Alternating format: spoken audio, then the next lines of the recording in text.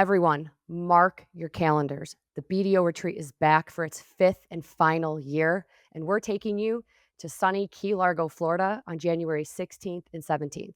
This is not some typical stuffy conference. I'm talking real strategy, real takeaways, and real conversation and growth with the best in the biz. We're talking game-changing workshops, killer conversations over dinner, and sunsets that'll make you even forget you're on a work trip. Spots are limited. Tap the link in the show notes to register now. Warning: the views and opinions expressed in this program are our own and/or those of our guests. They do not necessarily reflect the views or positions of our employers. Viewers' discretion is advised. But my dad told me one time, he's like, all you have in life, in your career, is your reputation.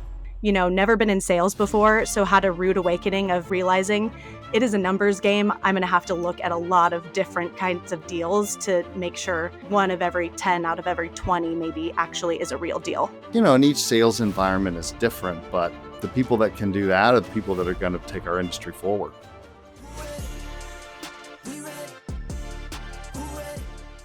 Okay, this one got everybody. This one's really stupid, by the way. Okay. I like stupid questions. True or false, you do. Mexico is the largest consumer of watermelons in the world. I'm going to say true. True. False. Why true and why false? I just know how to take tests. Yeah. That was our LC did that to one of our BDOs. Like, I'm saying true because he said false. It's China. China. Well, they got like 1 billion people. Of course they eat That's the most true. watermelons. Yeah. That makes sense. Yeah. So, yeah, I tried. Like 40. I have 45 more of those. Oh my God. Oh, wow. Yeah, I printed out a lot. I had to go to my parents' house to use their printer. Yeah. I'm like, Mom, I'm coming over to use the printer. She's like, you're wasting out white paper. I'm like, whatever. Like, and it like the name of the document just said hot dogs, and so she's like, what is this? Don't ask, don't tell, Mom. Don't ask. Yeah. No. It's all about the hot dog. Hey everyone, welcome back to the BDO Show, a podcast for passionate BDOs wanting to level up their game with advice and stories from battle-tested BDOs. I'm your host, Emily Detor, and I'm here with my fellow co-host, Ryan Kroge. At the beginning of each episode, we're always going to remind you to like, subscribe, and send over your topics and suggestions to the BDO Show at artofsba.com. And do not forget to check out our whole family of shows, SBA Today and the Art of SBA Lending podcast. BDOs. Have you ever had a borrower bring in like a brother-in-law to do their life insurance? Doesn't end well, does it? We've all been there.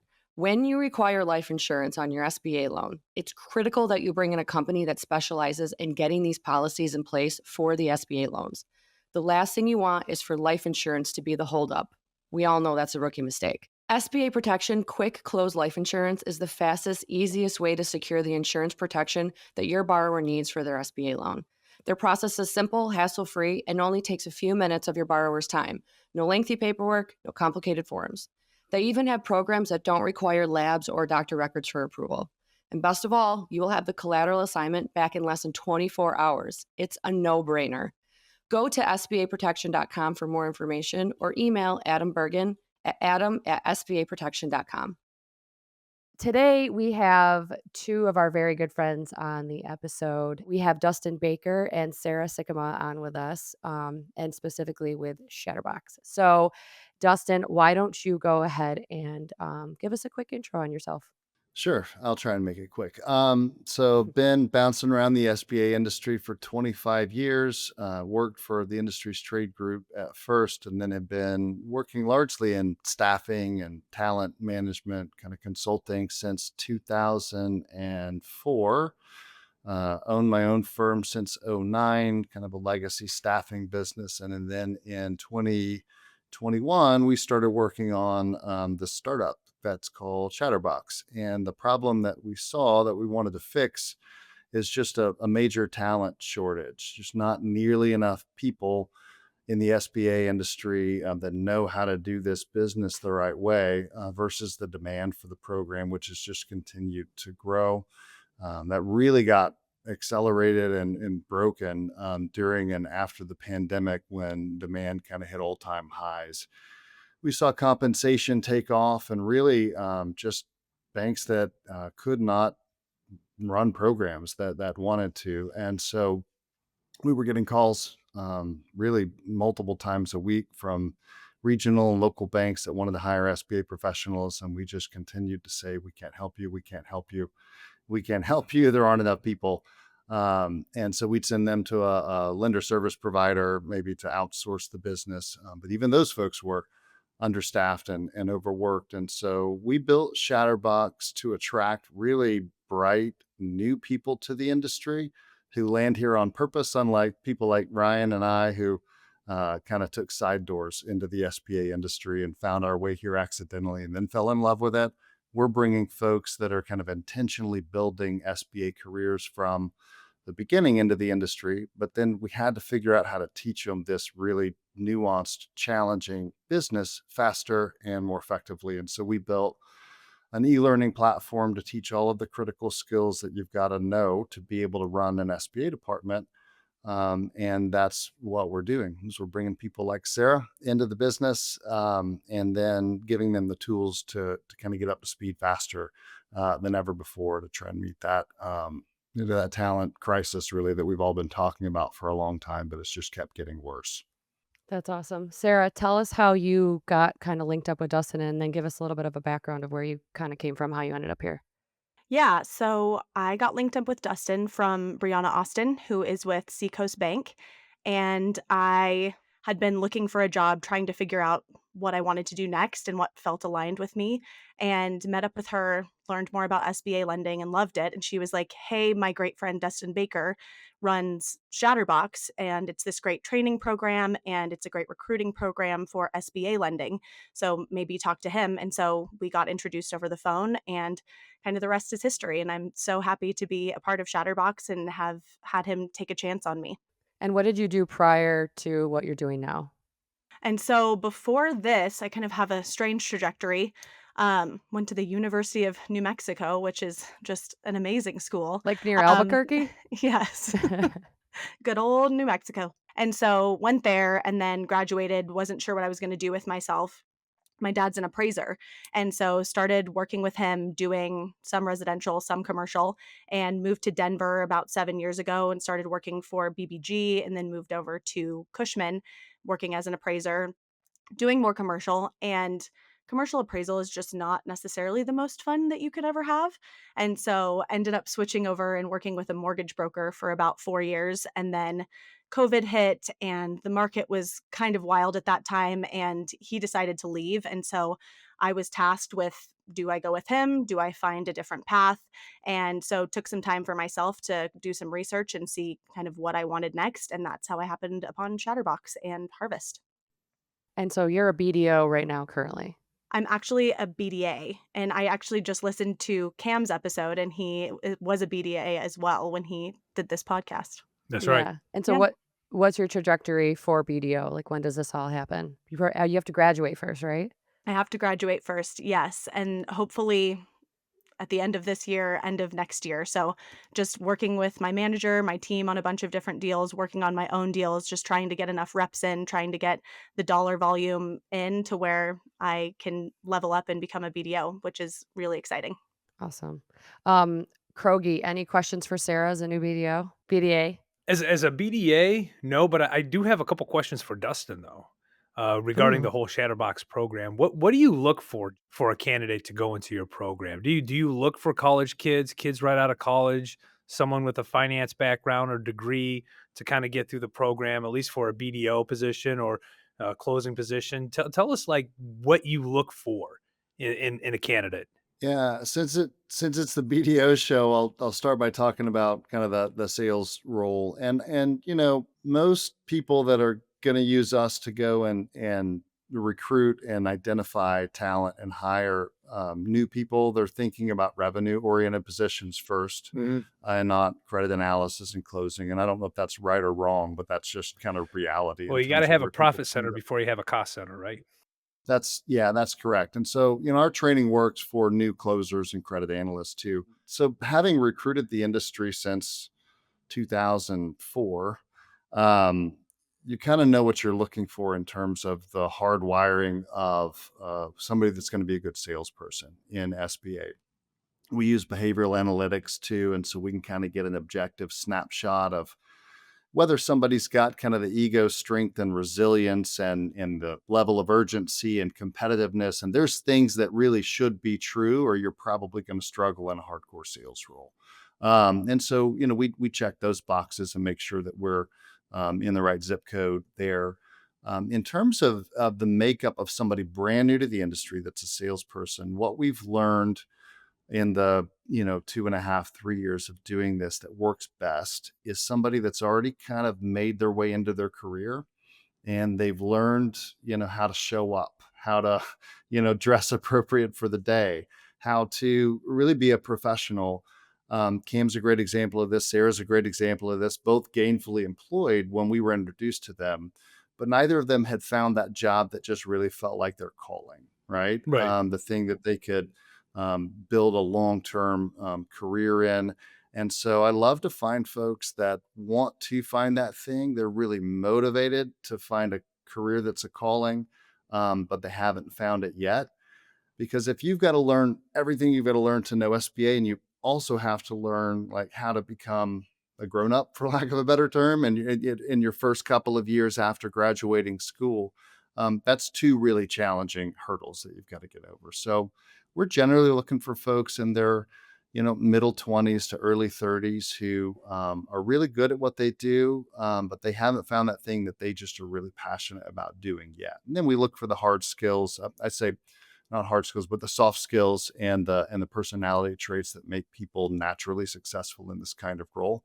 And when you put all those things together in an overlay, you just kind of know when you're talking to the right person. Sarah was one of those that just jumped off the page of like, we got to go find Sarah home somewhere as fast as possible because she's going to be really dynamic. And she has been. I think Sarah closed something like $12 million in loan volume in her first year, Oh, like in her great. first 12 months. So she may not call herself a BDO. That's a hell of a lot better than a lot of BDOs I know. That's that's Um, Thank that's the you. so industry standard, quite frankly, Sarah, is to 12? yes, 12. That's what an average BDO in this industry, in this country does.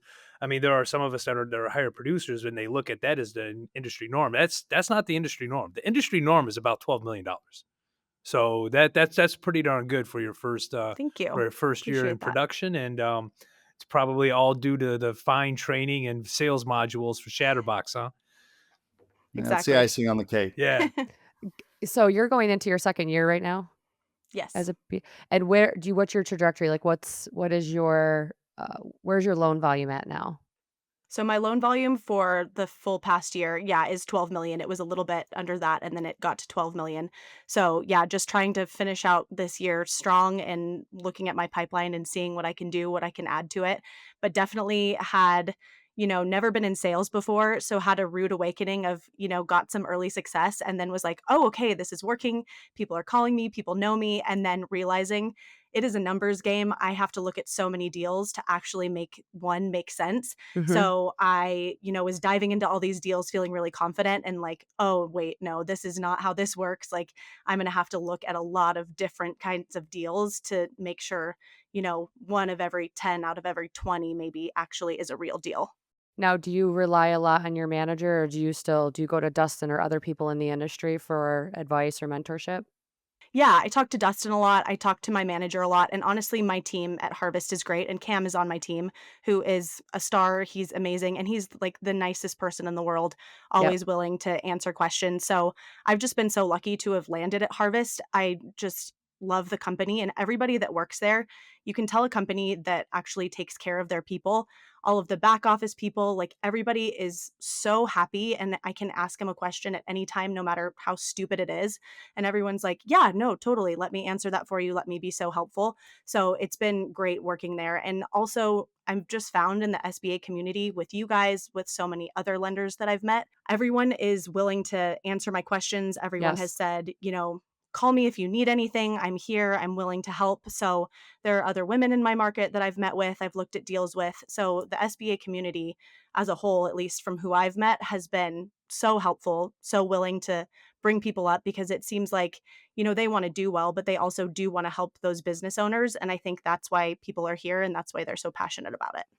Another thing I noticed too is like when I hear like BDO to BDO or somebody kind of calling somebody to for advice or mentorship, all these deals are so different. So I almost feel like like people like Ryan and Alan and everybody, they love to hear kind of what's going on because it's like finding that little like needle in the haystack of will this deal work? It excites everybody because Hmm. not every deal is the same. So I Yeah. can understand it's on top of everybody having each other's backs. It's almost like an interesting conversation you're going to have going through a brand new deal. Or someone can say, "Oh, I've done that before. Let me give you some insight." Or Hmm.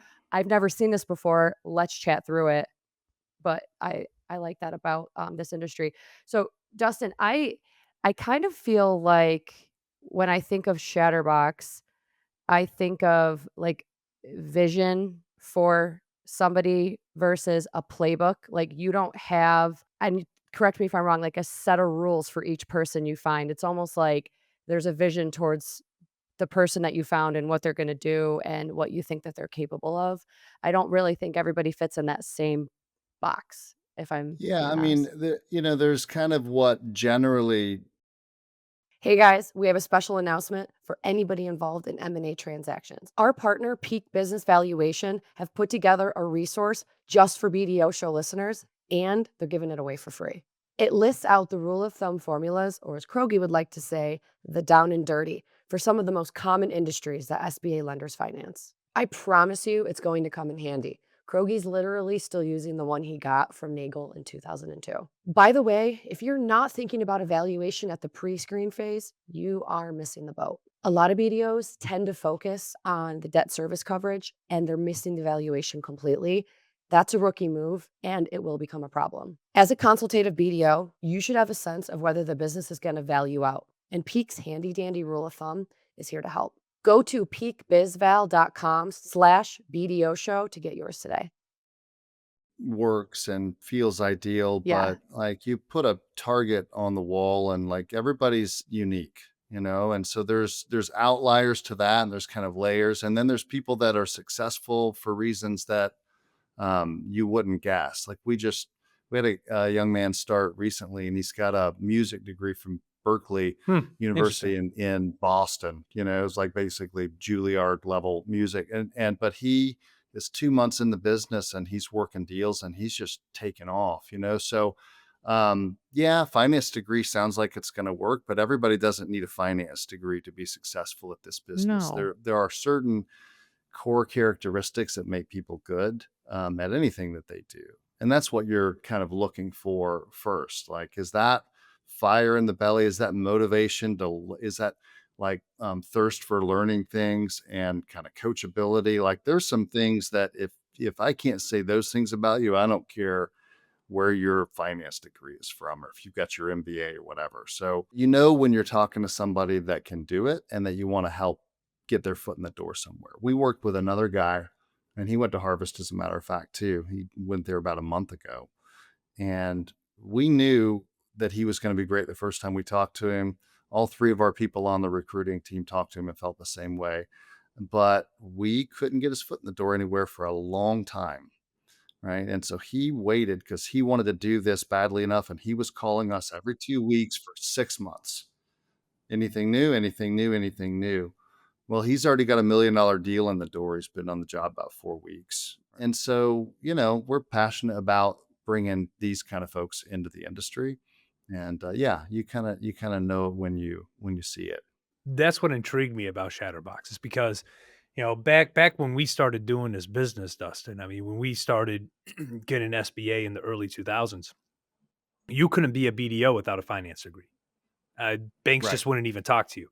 Without a BS in finance, you just couldn't even get your foot in the door. And if you wanted to differentiate yourself from all the other BDOs and commercial lenders out there, you had to have a master's, right? And that was kind of par for the course with just about every other BDO and every other commercial lender that I've known. But you've actually taken this and kind of put the industry on its head and on notice that no, you don't need to go to a 4-year college or to a 2-year master's program to be able to do the type of deals that we're doing to make the type of money and have a career as a BDO, an underwriter, a closer, any of those segments within the SBA community. You just need to understand the program. And quite frankly, my dad's not known for giving a lot of advice, but he did give me some of the best advice as a salesman. The best skill that a salesman can have is to know and understand their product thoroughly. 100%. And I've always thought I don't care what you're selling. You could be selling refrigerators to cars to, he sold tanks. And it's like, if you know your product backward and forward, upwards and downs, you can answer any and all questions that may come up about that product, you will be successful no matter what. I mean, it kind of helps to be able to have the gift of gab and be able to talk as well, but you don't want to come off Yeah. as that used car salesman. You want to be able to come off mostly as knowledgeable and professional in your industry. Yeah, and I think inquisitive. You're great BDOs are naturally curious about other people and their stories and what they're trying to accomplish, right?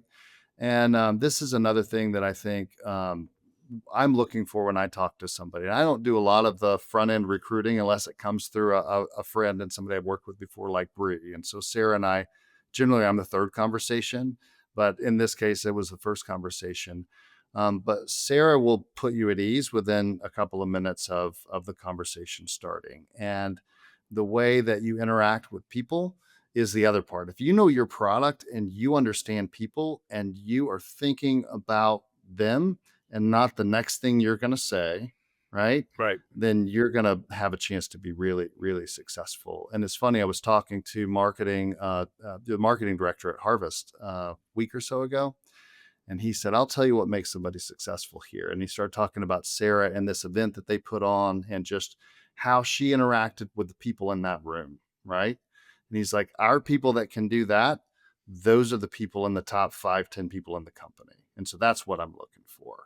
And each sales environment is different, but that's sales, right? The people that can do that are the people that are going to take our industry forward. We need 1,000 new Sarahs yesterday. So we're picking away at this thing, but it is one of the most gratifying things when I see a Cam or a Sarah just kind of going and just taking off in their career, to have had a part in that. They did that.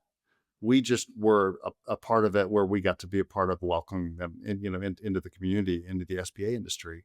And we just need to see a lot more of that in the coming years. Sarah, do you think Kroge would have made it through the program? Definitely. Yes. Hell no.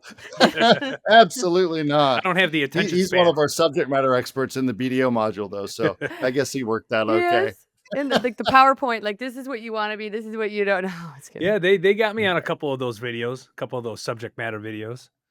Oh, really? Oh, yeah. That's awesome. Yeah, I'm in the BDO module right now, and it's been my favorite. You're in it, Lane's in it, David's in it, Bruce is in it, and it's great. It was cool to be there and be able to meet all of you guys, but I love seeing all of the information that you give, and it's been my favorite module for sure. Awesome. And they're long, Glad to hear it's those working. modules. They're not actually. They are very manageable. I've done a lot of online learning, and it's pretty boring and not fun. Shatterbox is very well organized to be like enough information, but in a short amount of time to where you're learning enough, but you're also not sitting there like, I wish I didn't have to do this. Like, it is so manageable. It's great to do. You learn something every time and in manageable chunks. So I have definitely appreciated it. And in your first year, like, in the BDA, BDO role with changing SOP, how did you like all that? Because this is the first time you've dealt with it, right? Yeah. Yeah, it was definitely very interesting just to see how quickly things can change. And actually, understanding that, I was able to get a deal in the door because I think the guarantee fee was changing. I think it changed in October or something. And I had been contacting this guy like, hey, this is going to go up in a few months, or at the end of this month, this is going to go up. Just want to let you know I'm here. We can get you in the door before this. And he finally was like, okay, let's do it. And I was like my last Hail Mary of like trying to contact this guy. Hey, I'm still here if you if you want to talk about this. And finally he said yes. And it worked out really well. And so it's nice to be on top of those changes. But yeah, I mean, I've been surprised how it seems like governments typically don't move that quickly, but the SOP moves quickly and it gets updated pretty often. That's like the only thing they're quick at for some reason. Yeah. We're just going to keep this here for a million years, but there's an SOP. Yes. You're like, here oh, it okay, is. cool. Well, it is a government organization, right? And governments are not known for their efficiencies, and they're not really known for their attention to detail until it's too late. They're very knee-jerk reaction. And that's not a knock. That's just the way that they are. It's the way all government entities have been. So when they come out with a great idea, when they come out with a new rule, like, oh, all intentions are good, right? All intentions are good. We think this is going to happen. We think that's going to happen. They put it out there, and then the market looks at it. They look back at them and they say, are you crazy? We've got these issues and these issues, things that they wouldn't even think about because they're government entities. They're government employees. They're not BDOs. They're not underwriters. They're not closing managers or national sales managers. So they're not in the business. They don't understand them. So that's why every 6 months, and sometimes it's been even more frequently to that, they've got a new SOP policy notice coming out, changing the rules, making some fine lines, making some nuances to it to make it a little bit more clear, a little bit more understanding, a little bit more user friendly from a lending perspective. So that's or correcting some of the unintended consequences Yes. That's that exactly occurred when it. they made a change Mhm. without really listening to the market first. Right. I mean, the other thing that happens when you get a new administration, and we've seen it 2 times in a row now, and the Mhm. more polarized, politics gets, the more political programs, like the SBA become the pinball for people to kind of put their policies into. This new ownership requirement of 100% U.S. citizenship is a political gambit, and it probably goes away in 4 years. But when that administration changes, you're going to get to see all of that rhetoric, and all those policies are going to just find their way into SBA and USDA and all these other programs. And so it's good, Sarah, that you have to learn that in your first year. Like, you have to be flexible Mhm. because these rules, the heart and intent of the program, for the most part, stays the same year over year, decade over decade, but the details change pretty quickly. Mhm. And so we just learn to kind of deal with that as SBA people. And look, experience comes like anything else in life, reps. One of my favorite basketball players is Kobe Bryant. Kobe Bryant, I mean, I grew up in the Michael Jordan era and even before then, the Larry Bird and the Magic Johnson era. But Kobe Bryant is by far my favorite basketball player just because of his level of discipline, commitment, and understanding that to be the best out on the court, it takes reps. It takes time, it takes understanding, it takes studying and perfecting your craft.